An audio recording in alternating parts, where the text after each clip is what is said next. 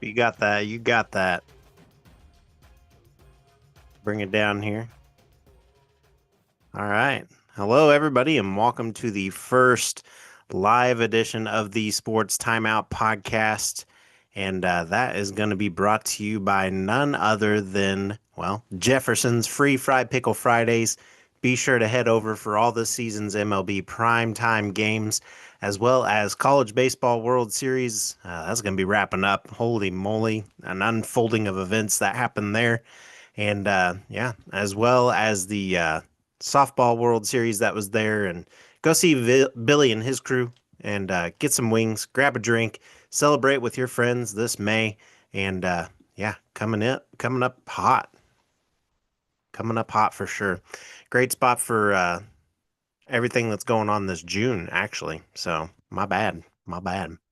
And well, then while you're at it, go check out Robert's Integrative Dentistry in Joplin if you're looking for that brighter, straighter smile. Just want to look fresh for beach season or summer in general. Be sure to schedule your appointment today at 417-622-0404. Go check out Blake and his crew over there, and they also offer Invisalign. Go over there and find out how to get that. They got some good deals going on there. And last but not least, don't forget to check out TeeTime in Web City. Be sure to reserve your spot to play some golf or pickleball. And if you're looking for something fun to do with your family and friends, or you're a company that's wanting to have a fun activity to do for team building, then TeeTime is the place for you to go. And I was just over there a little bit ago. They're booming tonight. It's a Friday night. It's summer. It's hot during the day, so get over there.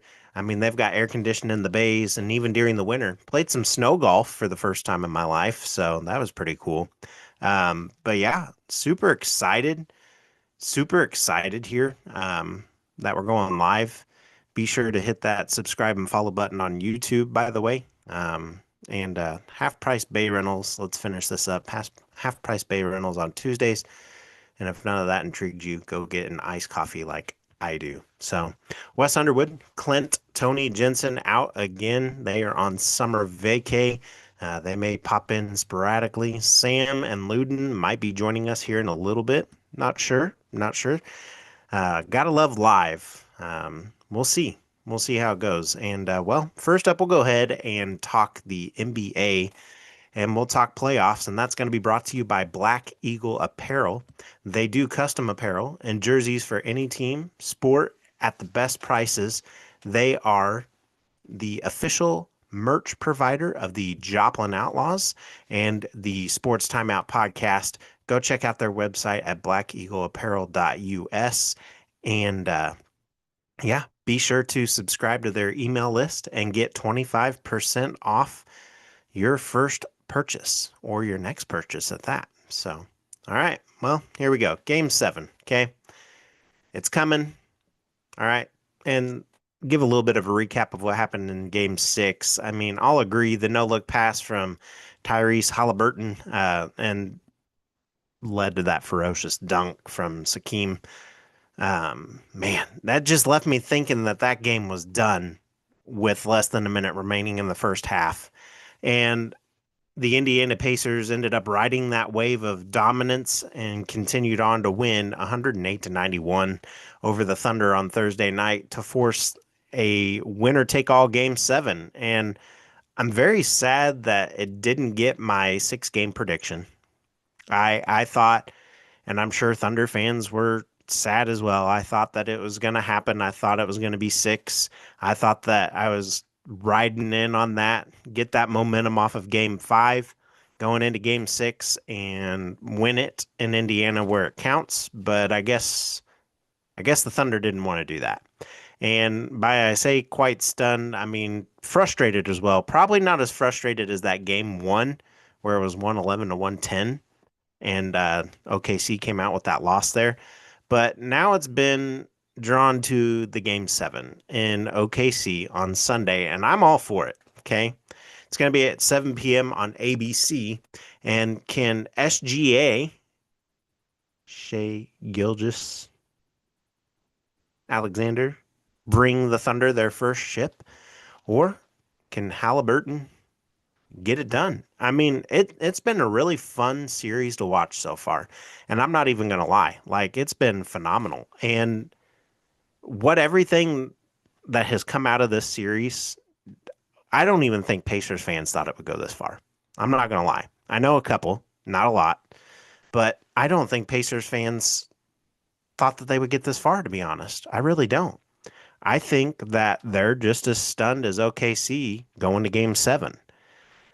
Pacers fans are like, oh, we're here, right? As a Royals fan and a Chiefs fan, when we finally got back into the playoffs and did our thing, like it's a fun ride and it's great to see. And a lot of stuff happens, but I don't know. Game 7, I called it last week when I gave my final prediction. If it goes to game 6, I said I thought it would end up going to game 7. And I stand correct on that one. My initial was 6 games and done. But credit's due when credit's due. And way to go, Pacers. You did your thing. You did everything you could to get to where you are. And it's awesome. It's great to see. Now, can they go finish it and win a championship? Or can the Thunder seal the deal at home and win their first championship at home? That's where I'm split. Like, I don't know. I don't know. We'll see. We'll have to see. I'm excited for that. I'm going to tune in Sunday. I haven't really watched much of it until game 5 and 6, to be honest. After game 1, I was kind of done, but it's been fun to watch. It's been fun to watch. All right. Next, we head into the WNBA and we talk scuffles between the Sun and the Fever. And look, 3 players ended up being ejected in this one. Two of them were obvious. Okay. Mabry's Tech for shoving Clark to the ground after she had already been scratched in the face. And then Cunningham coming back to defend her teammate. Like, what did you think was going to happen? Okay. What did you think was going to happen after all that? You think that the Fever are just going to let their best player take a beating like that? I mean, she gets beat up game in and game out, and she's already been injured once and been on the IR this season. So, but yeah, she's going to come in. She's going to defend her teammate. And again, like, what do you think was going to happen? Now, for some reason, though, for no suspensions to not happen here, if that were Draymond Green in the NBA, okay, malicious, mean guy, right? And how they make him out to be, that narrative's there. Yeah, he's had some moments, he's been there, but overall, Draymond Green has been fairly good. Okay. He was part of the Splash Brothers. He was part of that team that tackled down LeBron and was able to do it. So, but, after the whistle blew, she made her way over, shoved Clark. Mayberry's move was uncalled for. Okay. And Cunningham's, in my opinion, was justifiable. Did it happen a little bit later? Should it have happened in that moment? Probably. Should she have been ejected earlier? Probably. But she held her composure together and was able to just do it later. Smart play, to be honest. Typically, if you're going to take someone to the ground, but it kind of looked a little bit like a chokehold. So I don't know. It's getting crazy in the WNBA, and I'm glad that it is. Like, women's sports is catching up, and all these primetime games, and you get to see some fun matches. Like, I've been around women's college athletics for the last 5, 6 years, and it's been fun to watch. And the games are just as competitive. And watching players in Division 2 get recognized by Division 1 schools after they're already there and they go play for them and they're successful makes people think about women's sports in general, and not only that, but small local towns to send small local players up to the big shot in the big school. So, I don't know. Last year, though, Clark did get injured. It was part of the rookie haze, but for it to continue into this year, okay, continue into year 2, it's kind of crazy. She's been injured enough, as I previously mentioned, to miss games, and if the league doesn't do anything further, then there should be some extra consequences, in my opinion. And I feel like there's going to be a lot of people that are going to stop watching if this continues to happen, because this continues to be the narrative, the punchline, everything that's going on. Okay. This continues to be that punchline on Sports Center and whatnot. And like people are tired of it. Like she's a good player getting hurt like that shouldn't be happening. Any other sport, any other sport, you would see it just go down. Okay. But not Caitlin Clark. She's continuing to persevere. She's doing her thing. And 3 ejections in that game, though, yeah, should have happened. Should there have been some suspensions? I think there should have been one for sure. Okay. Mayberry's uncalled for. After the whistle blew, made her way over and did that. So I don't know. Yeah, you have those moments where you go through and you have that thought like, okay, maybe I should do that to defend my player right now. Oh, shoot. Afterthought. Maybe I shouldn't have done that. But to see it happen and continue to happen to Caitlin Clark just proves the fact that it should be watched and that it should be taken care of. So I don't know. It's interesting. It's crazy. But yeah, that's my 2 cents on that. I think that Mayberry should have Mayberry's call was uncalled for. I don't know. She should have some consequences at that. Okay. All right, now we move on, and we'll move on to the NFL, and we'll talk Chiefs. And offensive tackle Josh Simmons is the news this week, as he will be ready for full participation when the Kansas City Chiefs begin training camp in July. Coach Andy Reid said Thursday that wide receiver Rashee Rice, who missed most of last season too with his knee injury, would also be available for training camp. Rice participated in off-season practices and has been doing everything that he's supposed to. And I mean, this coming from Simmons being the first round draft pick this year for the Kansas City Chiefs at number 32. He missed part of his 2024 season at Ohio State with a torn patellar injury. Simmons was a participant of the off-season practices and mini camps, but those sessions, as opposed to most in training camp, are non-contact, which, yes, I mean, if you're going to look at it that way, and fans shouldn't be worried on the Simmons front. They also brought in Jalen Moore, who spent time in San Francisco. He played 55 games, made 12 starts. Only downer here, he was on the 49ers IR, but he's looked well this offseason. And the scouts say that there's a lot of upside to him coming in and being a participant here and helping bolster that offensive line that needs that bolster. And I like the moves, and I'm very optimistic for both guys here. I'm really excited. They may get to split some time early in the preseason, obviously, to see what they can do. But also the wear and tear of training camp and all that jazz before they go into the first week of the season. You don't want your first round pick to get hurt like that. And so bringing in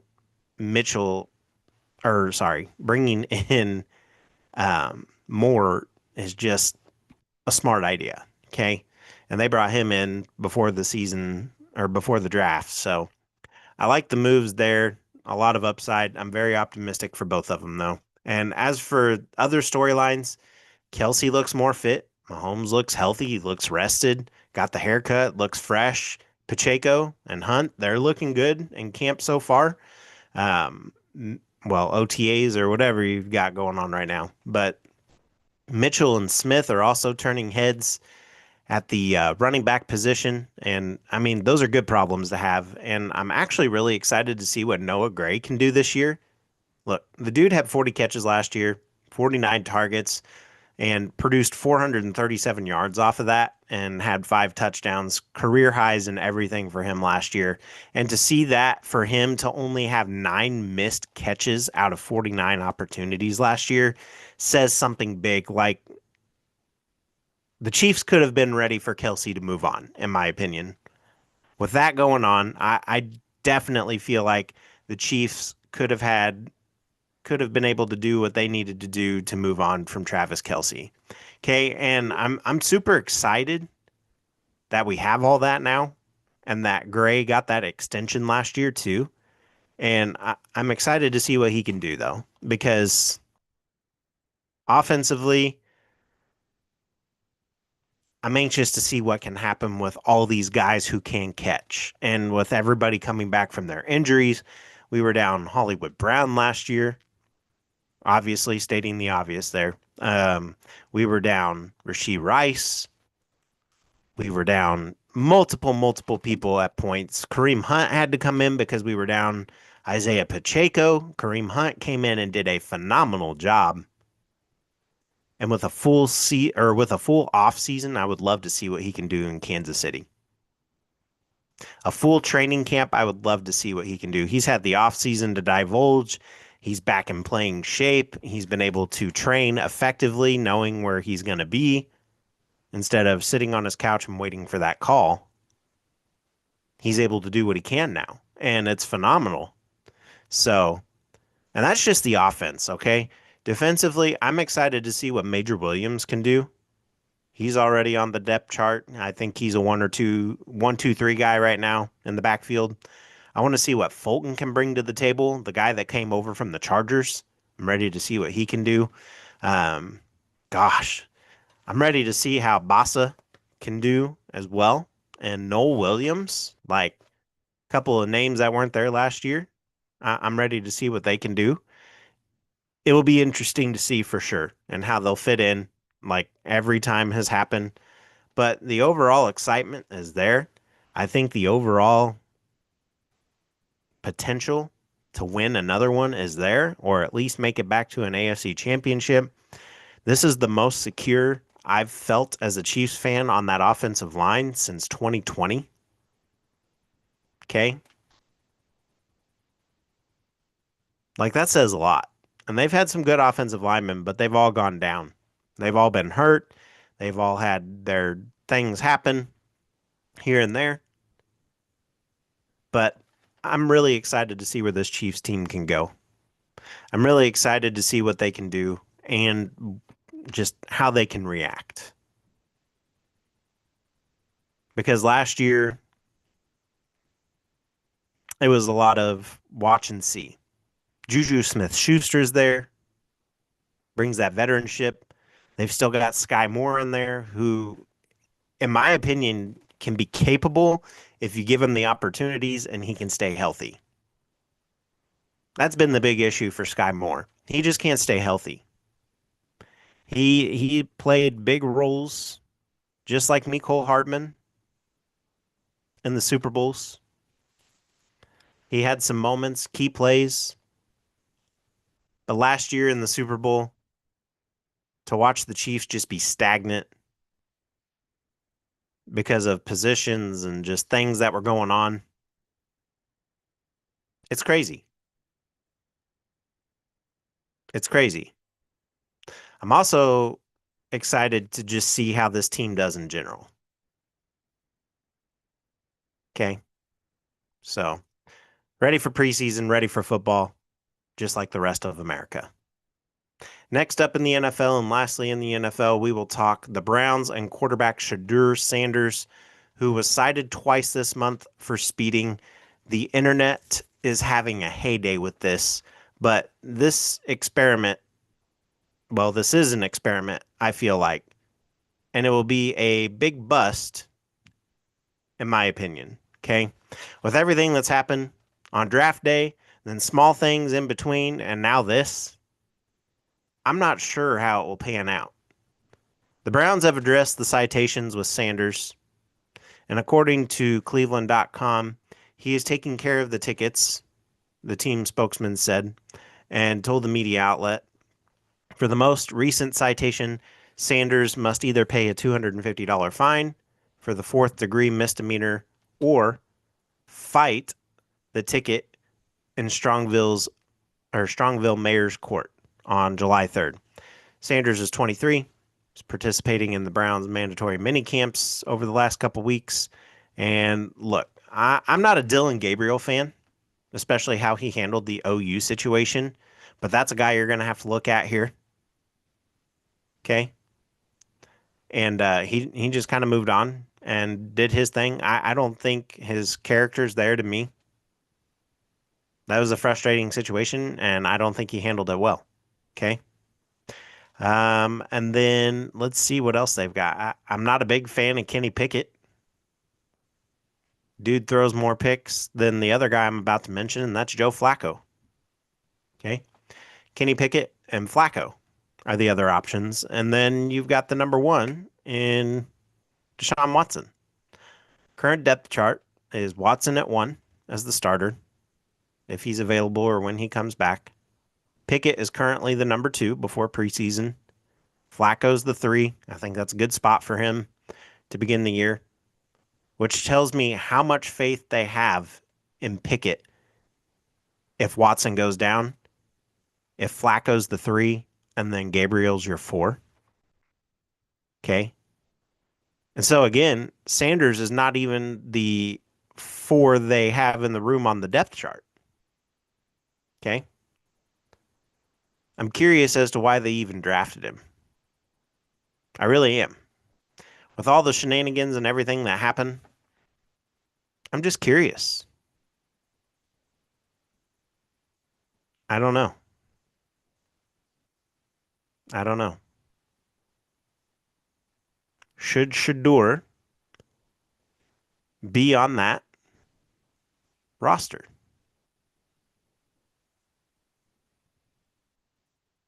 I don't know. I really don't. It's a big question mark.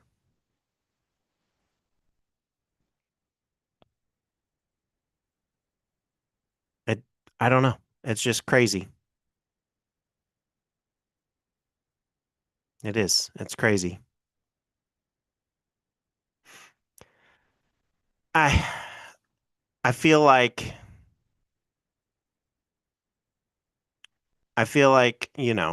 Shador is better than Mahomes. I feel like Shador is not better than Mahomes, excuse me. Wow. Getting a little sidetracked there. But I don't know. I really don't. I don't think he's the fit.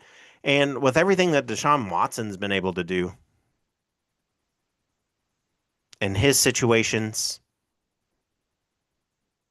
like, I don't know if Deshaun Watson and Sanders should be in the same room, to be honest. I don't think they should be in the same huddle. I don't think they should be in the same locker room. Those are two big egos. And then you got Joe Flacco, who's like the dad in this situation because he's in his 18th, 19th season, somewhere in there, 18th, I believe. And the list just goes on and on and on. And I don't know what they saw in Shador. I don't. It's crazy. It's left a lot of question. I don't know. I don't know what to think here.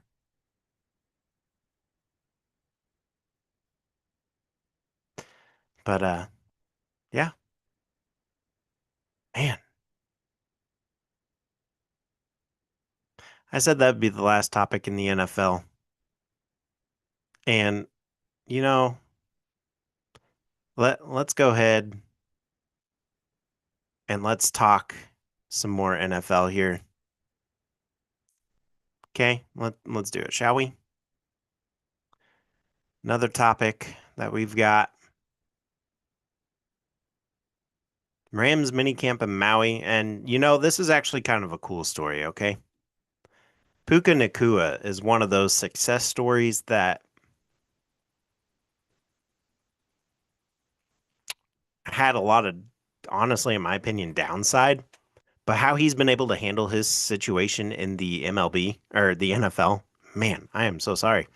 How he's able to handle things in the NFL and how he's become a top dominant receiver has been awesome. And Puka Nakua has been able to talk the Rams into going to Hawaii, which, I mean, hey, free vacation, take your families with you. Maybe. I don't know how that would work. I mean, it's a training camp, but yeah, it's pretty awesome to see that the NFL has been able to kind of adopt that there and go over and take Puka back to his home and be around his family, his friends, and then for them to see NFL players in person instead of on TV. It's kind of awesome if you think about it. But all right, and on that note, we'll go ahead and take a quick break and we'll be right back. And yeah, we'll come back with the Footy Forum here in just a moment.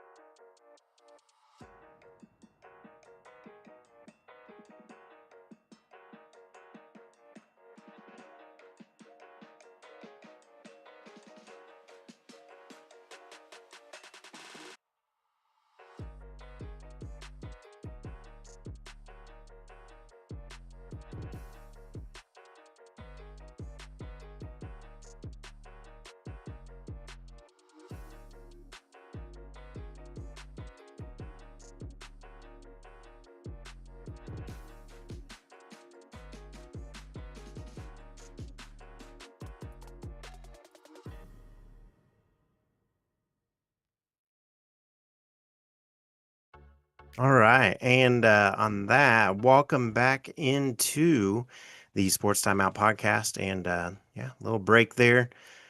Footy Forum is where we will go now. And that is brought to you by the Corner Kick in Neosho. Be sure to stop by the Corner Kick located at 1411 Blue Oak Lane, Suite C, Neosho, Missouri.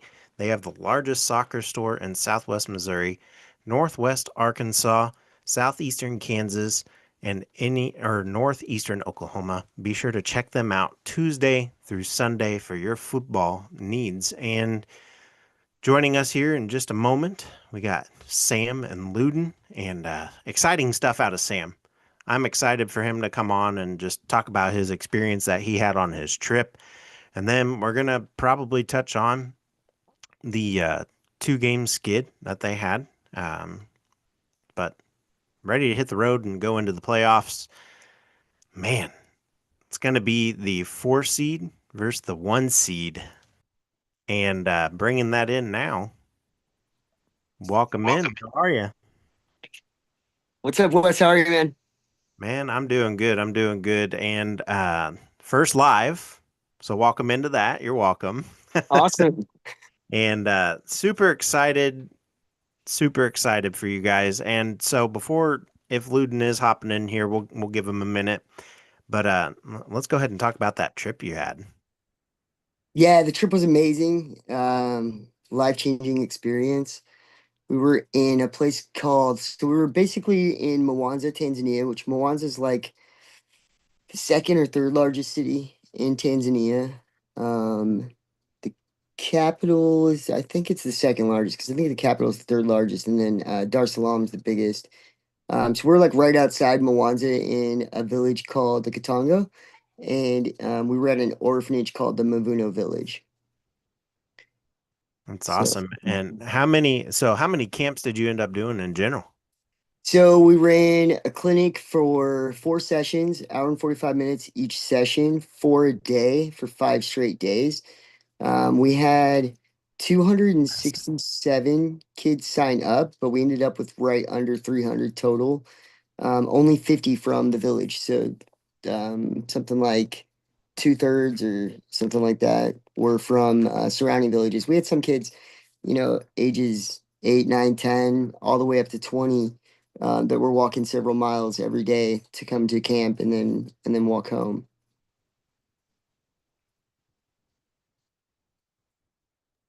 There we go. That wow, that's incredible. Like for that, and then kind of go. I noticed a story you had about on that last day, where those it was a couple of women, right, who like cooked and everything, and then they wanted to join in. Yeah, so the women, I don't know, just everyone in the village, it just really puts into perspective, the daily problems that we have. What they do over there is above and beyond. So there was 3 fields we were able to use, but only 2 of them existed before we got there. So we thought we would have 2 fields, and running 4 days with groups of about 60 to 70 in each age group. So ideally, instead of splitting them into 2, we wanted to split them into 3. Jake was going to take a group, Jake Schaefer, myself take a group, and Greg take a group, Greg Walker, who headed up the mission trip, and came up with this idea. And then so the third field wasn't there a month ago, and about 50 women worked day and night for a month to create another soccer field. This field is the same size as like the pitch that we play on for the UPSL, and it didn't exist before we got there. It had 7 Insane. mango trees on it, and if you've ever seen a mango tree, I mean, these are healthy trees. Like they are huge. I posted a picture of one of them at one point. They're fantastic shade trees, but not something I'd want to try to like dig up and remove. So hats off to them. They probably removed, man, I don't even know, 3 feet of dirt across the whole field using just buckets and shovels. That's impressive. Like, I'm not even gonna lie. Like, we take a lot of stuff for granted here. That's for Yeah. sure. So, Yeah. and to Yeah. hear that, like, wow, that's incredible. Yeah, I felt like they were the real heroes. And then what you were talking about a second ago about the cooks. So we had a group of women that were cooking every day for the camp, and this is a big deal because a lot of kids over in that area they maybe get one meal a day. So to get to come to the soccer camp and know that they're going to get tea, chai tea in between the 2 morning sessions, and then a full meal of rice and beans for lunch, and then chai tea again in between the third and fourth sessions was a big blessing to those kids and the community. And it allowed other villages, it kind of allowed the Mavuno village to network um, and reach out to fellow villages and stuff so that they can have a bigger reach for their ministry. And so it was a really neat thing to do. We were told one of the times we were there that we were having bits of meat with all of our meals, whether it was chicken or something with our rice and stuff. And it's something that we didn't question or think anything of, but talking with Pastor John over there, who kind of runs the village on the day-to-day scene, great footballer, really good soccer player. I got to play a couple of games with him. It was a lot of fun.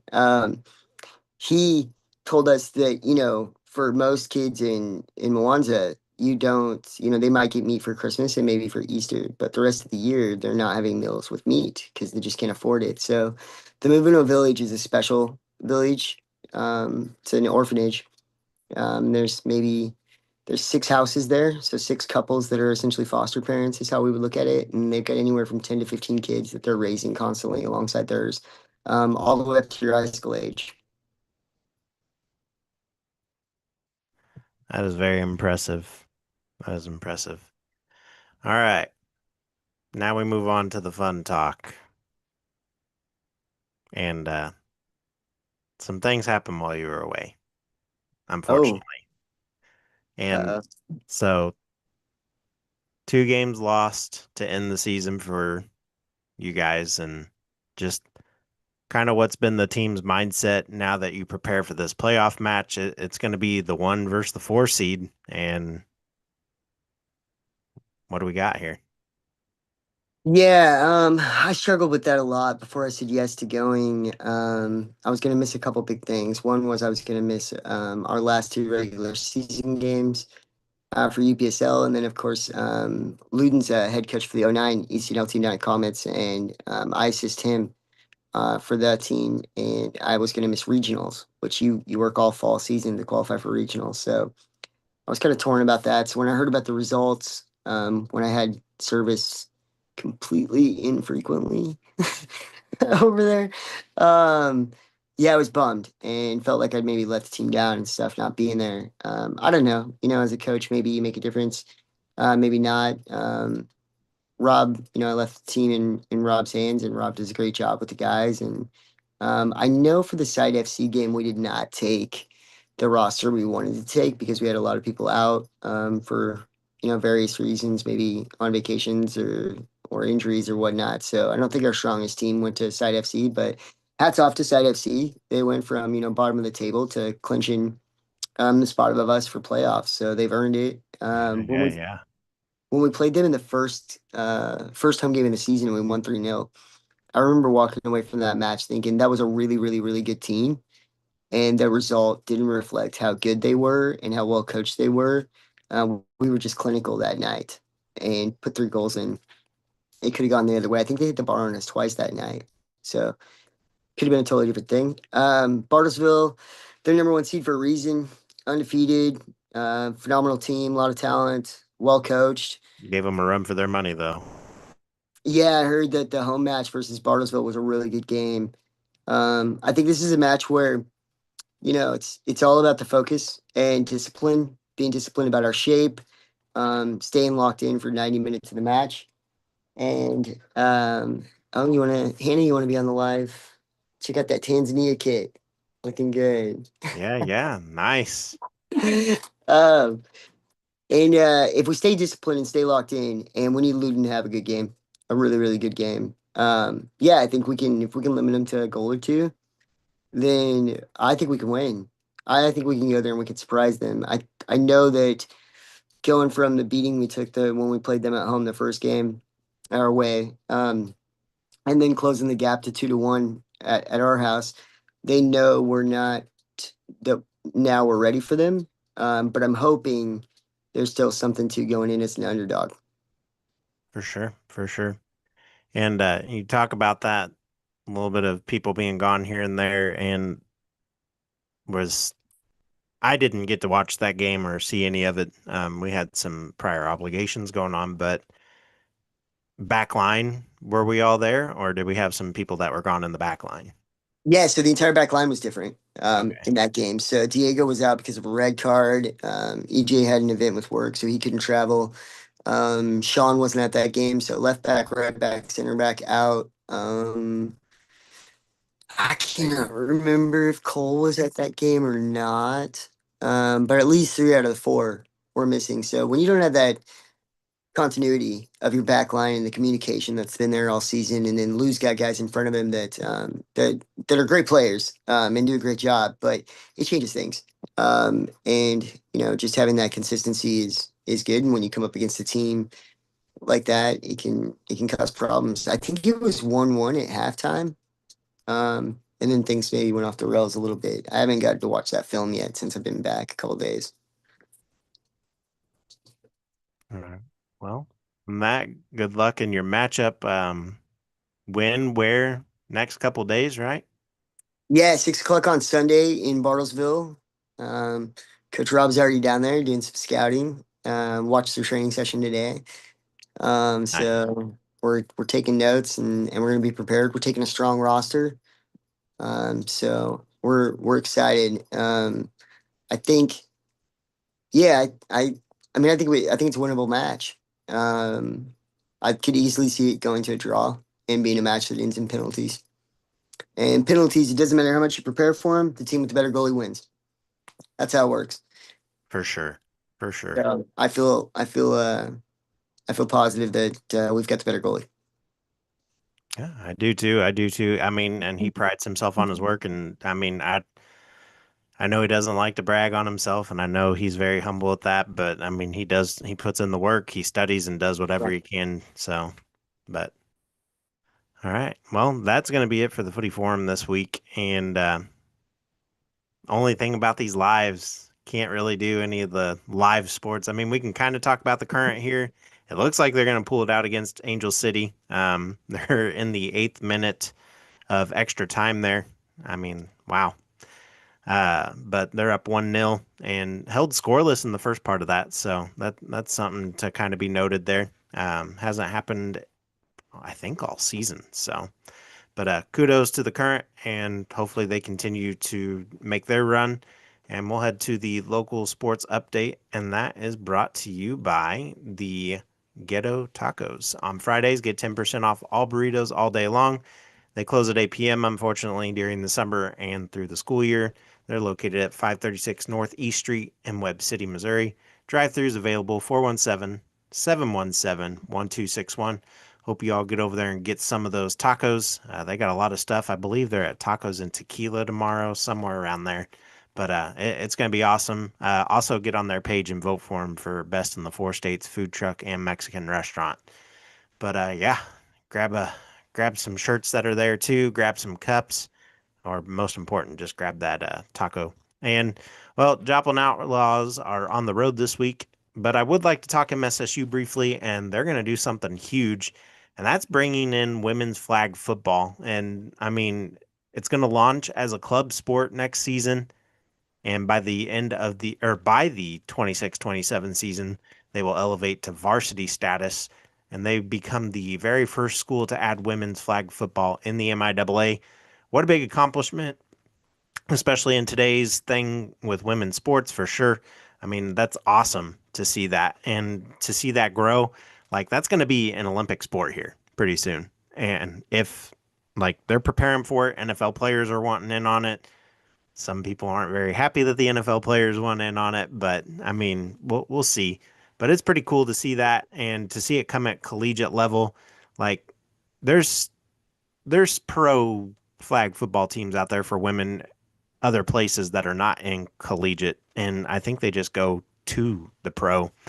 I'd have to talk to Danny Wilniak, who is the PR person over the Current, and talk to her because she used to play professional football. So I'm gonna definitely have to get her insight on that and have a little bit more on that. But that's huge. It's awesome to see, and I'm glad that they're gonna get it because flag football definitely for everyone, and it's fun to watch, especially watching people just evade. Like, how do you do that? Like, you got to be like really nimble. I mean, almost like soccer, almost. Like, you got to be small. So, but yeah, crazy, crazy. All right, let's get some music bumping here. We're trying this again. First time we'll do this here. We'll do Under the Spotlight. I don't know what this song is, but you're enjoying this with us. So, but yeah, on that we head into the 2-minute warning, and that's brought to you by Trackside Burgers. They're open at 1515 West 10th Street in Joplin. Go get some weekend barbecue today, tomorrow. Yeah, kids eat free on Mondays as long as a parent buys an adult meal. And be sure to get over there and check them out. You won't regret it. 4th of July specials were just dropped. He's going to be doing like turkey legs. He's going to be doing ribs. He's going to be doing brisket, all the good stuff. But yeah, nothing in the 2-minute warning this week. Might be taking the next couple weeks off here after our next episode. Just kind of let sports have their thing. Everybody go on vacation. 4th of July coming up. But you got any fun plans other than soccer this weekend? Got anything next week?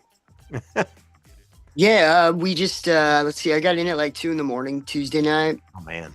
And then busy day at work, trying to get everything caught up. But had tryouts with the Southwest Missouri Comets here that play in Joplin, which was really good, coached by Cody McCormick. And then Club World Cup's going on here in the States right now, so that's a big deal. Yes. A lot of people watching. It's cool. PSG won the Champions League this year, so that kind of makes you like considered the best club in the world. And they lost yesterday to a Brazilian club called Botafogo.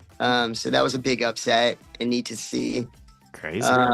It's just the different styles of football. It's fun to watch when teams from different countries get involved. They just play different styles, and sometimes it doesn't mesh well. And you get those upsets. So it's cool. Other than that, I don't know, man. I'm trying to get all caught up with work. We've got some big sales going on at the corner kick.